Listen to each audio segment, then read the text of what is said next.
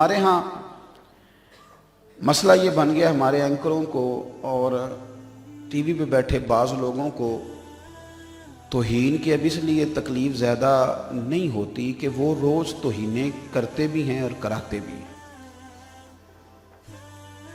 میں ذاتی طور پر کوئی ٹاک شو دیکھ لوں تو میں پریشان ہو جاتا ہوں کہ جب قوم کا یہ مزاج بن جائے کہ چار مختلف جماعتوں کے لوگ صرف اس لیے ٹاک شو کے اوپر بلائے جائیں کہ وہ ایک دوسرے کی توہین کریں گے، الزامات لگائیں گے، انسلٹ کریں گے، روز نئی سے نئی کہانی۔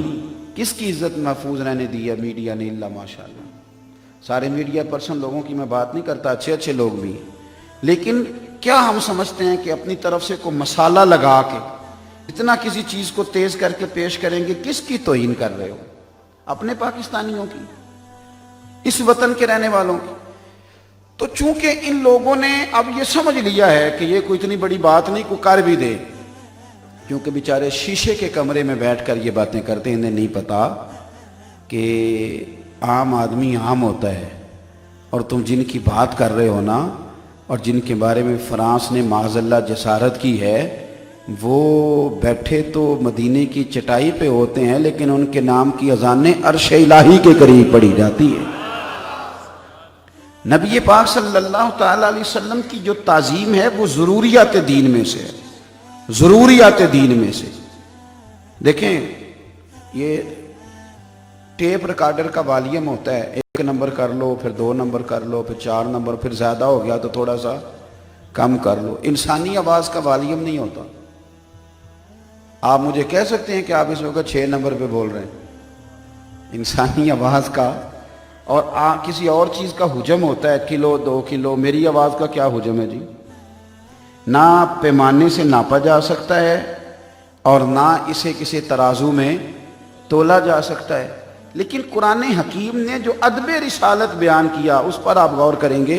فرمایا یا ایھا الذین آمنوا لا ترفعوا اصواتکم فوق صوت النبی۔ فرمایا ایمان والو، زبانوں کا نہیں، صرف اپنی زبان کے والیوم کا بھی ذرا خیال رکھنا، یہ میرے نبی کا دروازہ ہے، ذرا نا اس کے وزن کا بھی خیال رکھنا، تمہاری آواز میرے نبی کی آواز سے اونچی نہ ہو، خبردار اونچی نہ ہو۔ وَلَا تَجْهَرُوا لَهُ بِالْقَوْلِ كَجَهْرِ بَعْضِكُمْ لِبَعْضٍ۔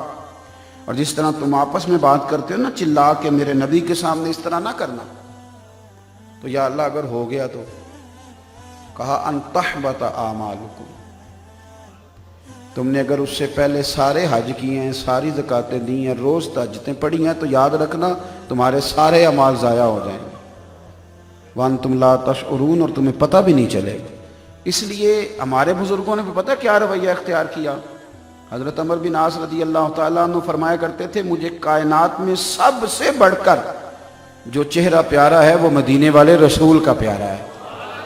صحابی رسول کہتے ہیں سب سے زیادہ حضور کا چہرہ پیارا ہے، اور پھر ساتھ ہی فرمانے لگے اب مجھ سے پوچھ نہ لینا کہ حضور کا نقشہ کس طرح کا ہے، پیارا مجھے بڑا ہے، میں غلامی میں بیٹھا ہوں، پر اگر تم کہو نا حلیہ بیان کرو میں کر نہیں سکتا، اور یارو ذرا یہ والا مزہ بھی دیکھو، عشق بڑا ہے، پیار بڑا ہے، پر اگر تم مجھ سے کہو کہ حضور کی مقدس آنکھیں کیسی تھی بتاؤ، میں نہیں بتا سکتا۔ حضور کے لب ہائے مبارکہ کیسے تھے بتاؤ، میں نہیں بتا سکتا۔ وہ میاں جب یہ چہرہ سب سے زیادہ پیارا ہے تو بتا کیوں نہیں سکتے؟